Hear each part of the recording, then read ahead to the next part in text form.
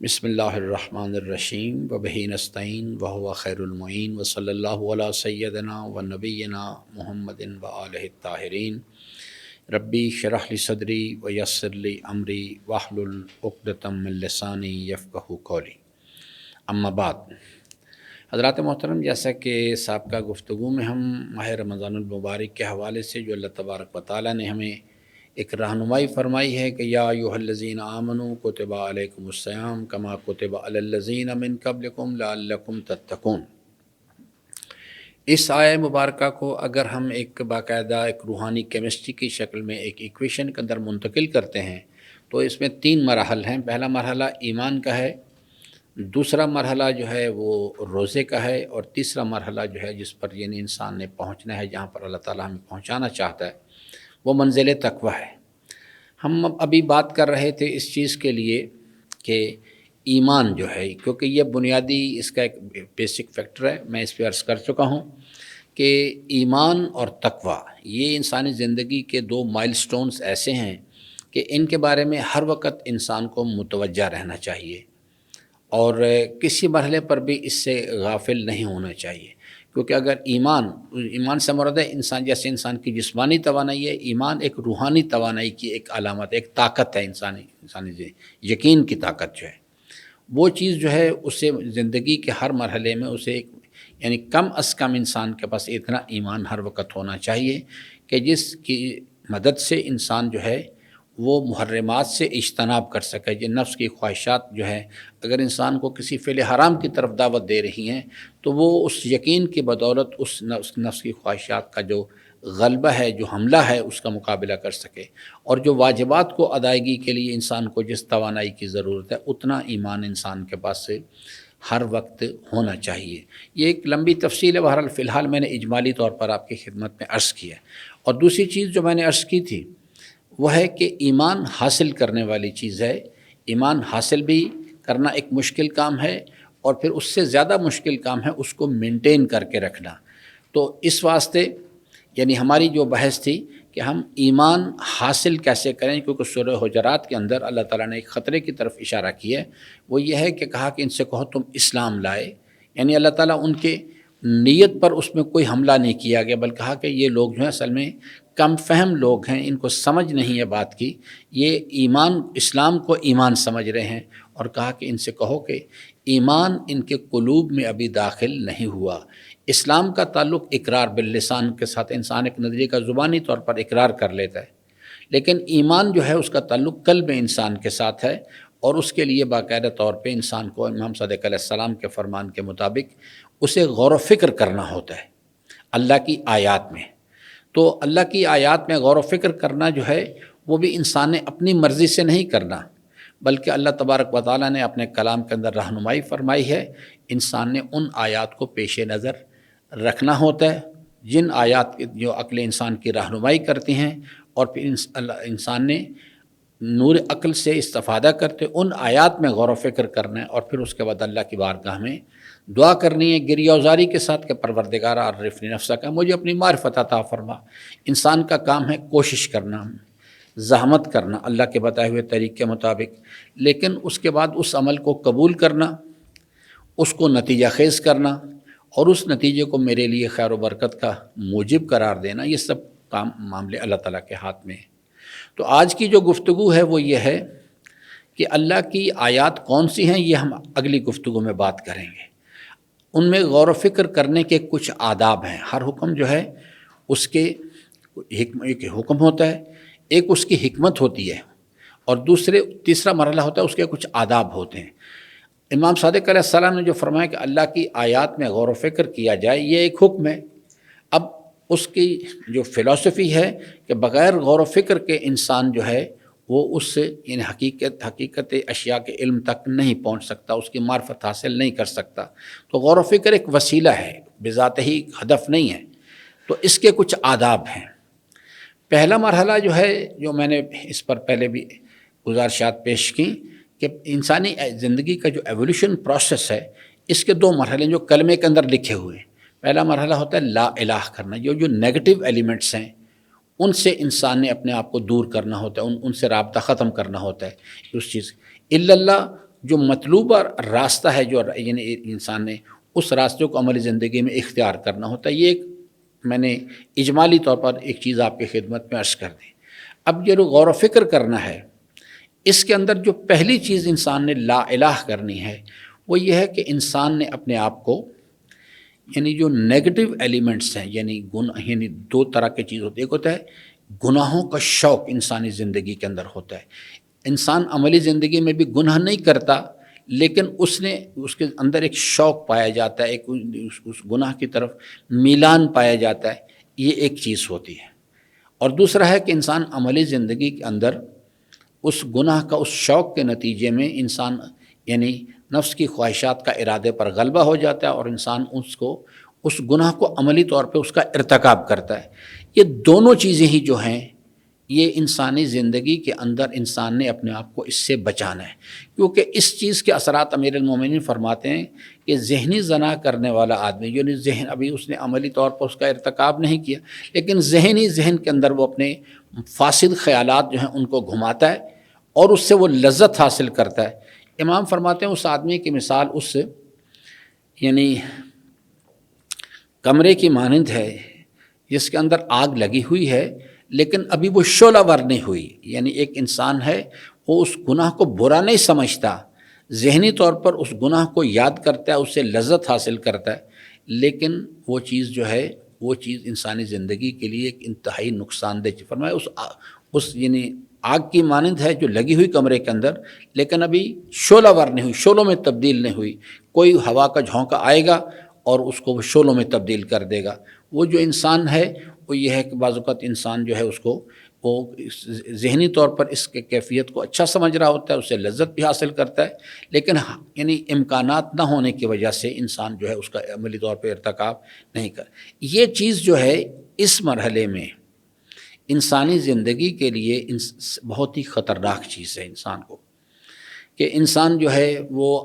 یعنی اگر وہ چاہتا ہے، کیونکہ یہ کیفیات جو ہیں جو ذہنی کیفیات ہیں انسانی زندگی کے اندر، یا انسان گناہوں کا ارتکاب کرتا ہے، یہ انسانی زندگی کے لیے ایک خطرناک چیز ہے اس مناسبت سے. اس واسطے کہ جب انسانی گناہ کا جب ارتکاب کرتا ہے تو قلب کے اندر ایک سیاہ نقطہ انسانی زندگی قلب پہ لگ جاتا ہے جا کے، اور پھر جب انسان اس پہ بارے میں متوجہ نہیں ہوتا، اس سے توبہ نہیں کرتا، تو پھر اس کو دوسرا گناہ کرتا ہے، پھر تیسرا گناہ، حتیٰ کہ آہستہ آہستہ قلب کی جو سفیدی ہے وہ سیاہی میں تبدیل ہونی شروع ہو جاتی ہے اور اس سیاہی کے اثرات انسانی زندگی پہ مرتب ہونا شروع ہوتے ہیں. جو امیر المومنین سے ایک جوان نے پوچھا، حضرت نے اس سے سوال کیا کہ بھی تم نماز کے لیے کیوں نہیں آتے ہو؟ اس نے کہا حضرت آنکھ نہیں کھلتی فجر کے وقت جو ہے. امام نے فرمایا کہ دیکھو اللہ تبارک و تعالیٰ کو پر مت الزام رکھو اس چیز کے لیے، یہ اصل میں انسان کے گناہ ہیں جو انسان کو باندھ دیتے ہیں، انسان سے اس سے وہ صبح کے وقت بیداری کی توفیق سلب ہو جاتی. اسی طرح سے زندگی کے ہر مسئلے میں گناہوں کا جو ارتکاب ہے وہ انسانی زندگی کے لیے جو ہے وہ ایک نیگیٹو چیز ہے اور انسان سے آہستہ آہستہ وہ تو پہلے مرحلے میں طبیعت میں فرما برداری کے لیے گرانی پیدا ہونی شروع ہوتی ہے یا گناہوں کے شوق پیدا ہونے شروع ہوتے ہیں. پھر اگلے مرحلے میں جو ہے انسان جو آہستہ آہستہ وہ واجبات کو ترک کرنا شروع کرتا ہے اور محرمات کا ارتکاب کرنا شروع کرتا ہے. تو انسان کو جب اپنے آپ کو اس چیز سے ان گناہوں سے اپنے آپ کو بچانے کی کوشش کرنی چاہیے، ان کیفیات سے اپنے آپ کو یعنی غلط، اس کے لیے جو ایک عملی زندگی کے اندر ایک یعنی ائمہ علیہ السلام سے رہنمائی کی گئی ہے وہ ہے غلط صحبت سے بچاؤ اپنے آپ کو، کیونکہ غلط صحبت جو ہے انسانی زندگی کے اندر ایک انتہائی نیگیٹو رول پلے کرتی آگے. غلط صحبت جو ہے یعنی یہاں پہ لہو و لعب ہو، ایسے لوگ ہیں جو لہو و لعب کے اندر مبتلا ہیں، فعل حرام کے اندر مبتلا ہیں، مال حرام کھانے والے لوگ ہیں، وہ جب انسان ان کی صحبت اختیار کرے گا تو آہستہ آہستہ انسان جو ہے چونکہ ایک معاشرتی حیوان ہے وہ آہستہ آہستہ اس کے اندر اس سانچے کے اندر وہ ڈھلتا چلا جائے گا. تو ایک یہ چیز جو ہے اس غور و فکر کرنے کے لیے کہ انسان نے نیگیٹو جو صحبت ہے اس سے اپنے آپ کو بچانا ہے اور پازیٹیو صحبت جو ہے جہاں ایسے لوگوں سے رابطہ رکھو، ایسے لوگوں سے ملاقات کرو کہ جن کو دیکھ کے انسان کو خدا یاد آئے، اللہ تبارک و تعالیٰ کی یاد قلب انسان کے اندر اترے. ایسے اللہ کے نیک بندوں کی صحبت جن کے گفتگو سے انسان کو آخرت کے منازل جو ہیں وہ یاد رہیں، اللہ کی فرما برداری کا شوق دل میں پیدا ہو. یہ کیفیت جو ہے انسانی زندگی کے اندر، یعنی اللہ کی آیات میں غور و فکر کرنے کے لیے یہ ایک کلیدی نقطہ ہے، غلط صحبت سے اپنے آپ کو بچاؤ۔ اور دوسری چیز جو ہے وہ یہ ہے کہ اللہ کے نیک بندوں کی صحبت اختیار کرو، کیونکہ مومن جو ہے وہ حکمت کی تلاش میں ہوتا ہے، اور اللہ کے اولیاء کی، اللہ کے نیک بندوں کی صحبت جو ہے وہاں سے انسان کو وہ یہ خزانہ مل سکتا ہے یا ملتا ہے انسان کو۔